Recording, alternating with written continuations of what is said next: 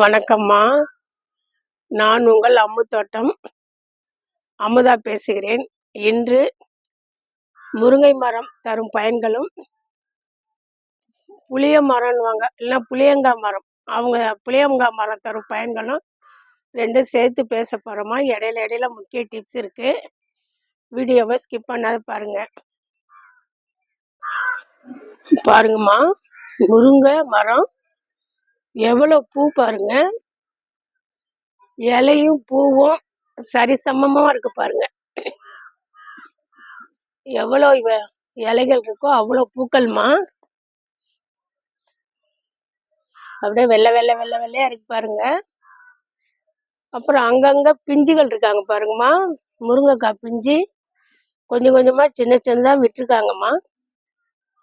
இப்போ இந்த முருங்கை மரத்துடைய பயன் பத்தி பேசுறேம்மா. முருங்கை மரம் தன்னுடைய எல்லா பாகங்களும் நமக்கு உணவா கொடுக்குதுமா.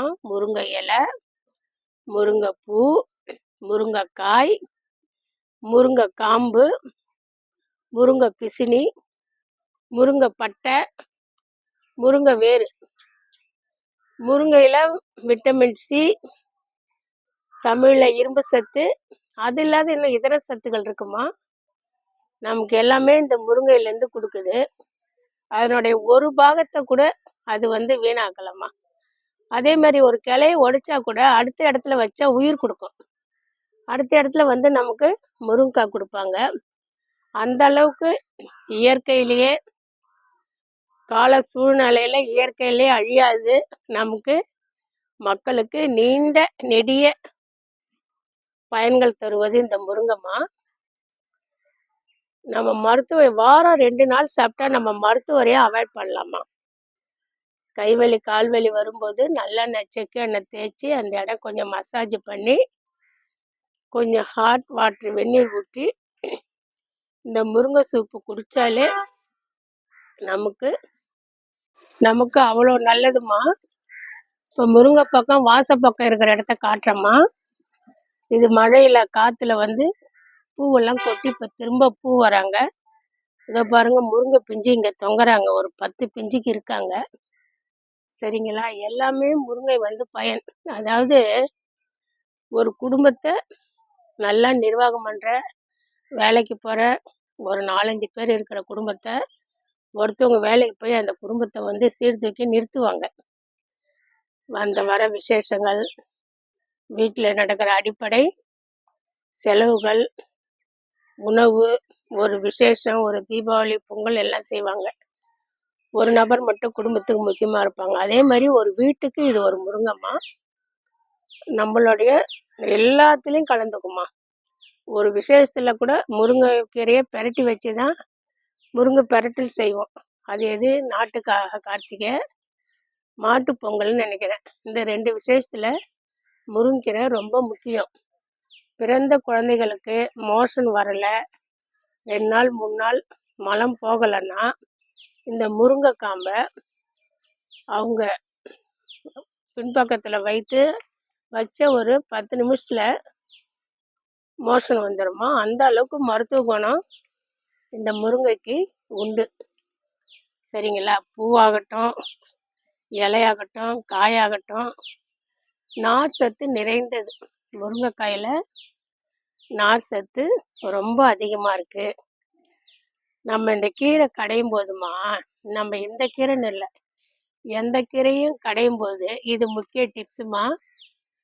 இப்போ மரத்தில் நம்ம கீரை ஆயும் போது அவங்க என்ன கலரில் இருக்காங்களோ அதே கலரில் பாத்திரத்தில் நம்ம கேஸில் அவிக்கும் போதும் கொண்டு வரலாம். அது எப்படின்னா, கீரையை போட்ட உடனே ஒரு 1/4 ஸ்பூன் சர்க்கரை எடுத்து அப்படியே அந்த கீரை மேலே தூவி விடணுமா.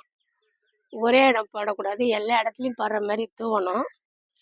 இந்த சர்க்கரை அந்த கீரையில் போய் வரவு செஞ்சு கெமிக்கலாக அந்த பசுமையை கொண்டுன்னு வருமா நமக்கு. நம்ம எப்படி மரத்துலேயே கீரை ஆயும் போது கீரை கலர் இருக்கோ அதே மாதிரி நமக்கு அந்த கலர் கடைஞ்சி சாப்பிடும்போது, கடைஞ்சி தட்டில் நம்ம சாப்பிடும்போது அந்த கீரை கலர் அப்படியே இருக்கும். அது இந்த முருங்கை மரத்தில் அவ்வளோ பலன்மா. அதை தயவு செய்து ஒரு கிளை கிடைச்சா எல்லாரும் வீட்டில் மண் இல்லைம்மா தோட்டம் இல்லைம்மா பரவாயில்ல, ஒரு 25 லிட்டர் கேனு தண்ணி பாட்டிலு, அதை விட கொஞ்சம் பெரிய கேனு வாங்குங்க, மண்ணை வைங்க, மாடியில் வைங்க. ஏன்னா இது நமக்கு ரொம்ப முக்கியமாக இருக்கு. சரிங்களா? முக்கியமாக இருக்கு, மருத்துவ குணமும் நிறைஞ்சிருக்கு.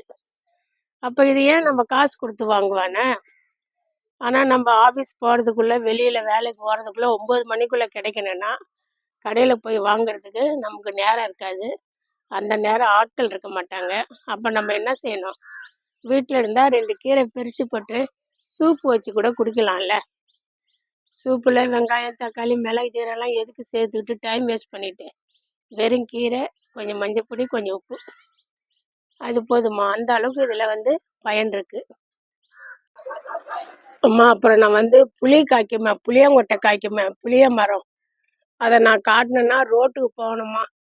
அது மெயின் ரோட்லாம் இருக்காது, கொஞ்சம் கிராமப்புற ரோட்டுங்கள்லாம் இருக்கும். இந்த ஆலப்பாக்கம், விருத்தாச்சலம் அந்த மாதிரி இருக்குமா. நம்ம இந்த மெயின் ரோட்டு பக்கம் புளியங்காய் மரமே இருக்காது.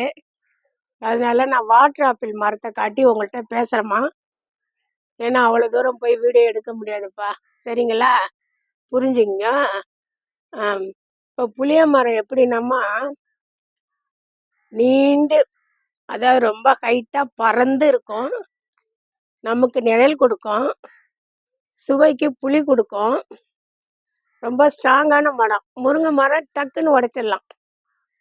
ஒரு கிளை வைக்கணும், அப்படி நம்ம ரோட்டில் போகும்போது ஒரு வீட்டிலேருந்து முருங்கை கிளை நமக்கு வேணும்னா தோட்டத்து பக்கம் இருந்து டக்குன்னு உடச்சிட்டு நம்ம வந்துக்கிட்டே இருக்கலாம்.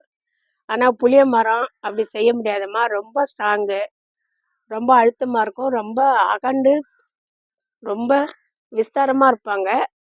நமக்கு நிழல் கொடுப்பாங்க. சாலையோரம் போகிறவங்களுக்கு ரொம்ப வெய்ய தாங்காமல் அதுக்கு கொஞ்சம் நிற்கிறதுக்கு, இல்லை 2 பேர் 3 பேர் நின்று அங்கே கொஞ்சம் உசலம் விசாரிக்கலாம். அந்த மாதிரி பேசுவதற்கு புளிய மரம் ரொம்ப பயனுள்ளதாக இருக்குமா. முருங்கை மரம் நமக்கு பயன் தருது, நலம். முருங்கை மரம் நமக்கு நலம், நம்ம உடல் சார்ந்த, நம்ம மனம் சார்ந்த ஆரோக்கியமான நலம் கொடுக்கறது முருங்கைக்கீரை. புளிய மரம் நமக்கு நிழலாகவும், ஆனால் நிழலின் அருமை வெயிலில் தெரியும்னு ஒரு பழமொழி இருக்கு.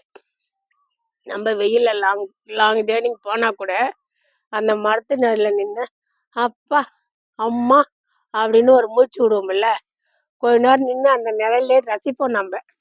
அந்த மாதிரி முருங்கை மரம் நிழல் தருது.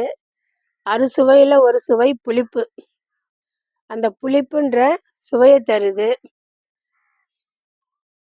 ஆமாம், அது நீண்ட கால பயணம், இது குறுகிய கால பயணம். இது நமக்கு ஆரோக்கியம்.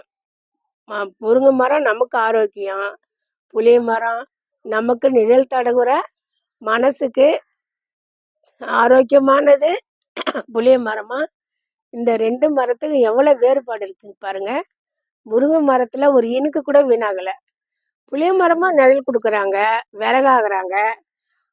புளிய மரத்தில் ஏதாவது செய்வாங்கம்மா, ஆசாரிகளை கேட்டால் தெரியும். புளிய மரமும் நமக்கு பயனுள்ள மரம் தான். 5 அறிவு உள்ள 2 வகை மரங்கள் நமக்கு 2 நல்ல பயனை தராங்க. அதாவது ஒரு பழமொழி கூட சொல்லுவாங்கல்ல, பிடிச்சாலும் புளியங்கொம்ப பிடிச்சாங்க அப்படின்வாங்க. போய் போய் முருங்கை மரத்தை பிடிச்சிட்டான்னுவாங்க. அதெல்லாம் தப்பு இல்லை, முருங்கை மரம் அவ்வளோ பலன் தருது. இது எதையும் பார்த்து நான் எடுக்கலடா. நம்ம மனசு ஆரோக்கியம், என்னுடைய அனுபவமா. நம்ம வெறும் தோட்ட பயிரை பற்றி போடுறோமே, சரி மரங்களை பற்றி ஒன்றுக்கு ஒன்று ஒப்பிட்டு போடலான்ற ஒரு மன சிந்தனையில் உதித்தது தான் இது. முருங்கை மரமும் புளிய மரமும் எல்லா மரங்களுமே நமக்கு பயனுள்ள மரம் தான். 2 மரங்களை வேறுபடுத்தி உங்கள்கிட்ட சொல்லலான்னு இந்த வீடியோ போடுறோம்மா. ஏதாவது தோட்டம் சம்பந்தமான டவுட்? நன்றிம்மா. புளிய மரத்தை பற்றி, முருங்கை மரத்தை பற்றி டீட்டெயில்ஸ் சொல்லியிருக்கேன். பிடிச்சிருந்தா லைக் பண்ணுங்க, ஷேர் பண்ணுங்க. மதியம் 1 மணிலேருந்து 1:10க்குள்ளே ஒரு லைவ்ல வரமா. இரவு 8லேருந்து 8:10க்கு ஒரு லைவ்ல வரேன்.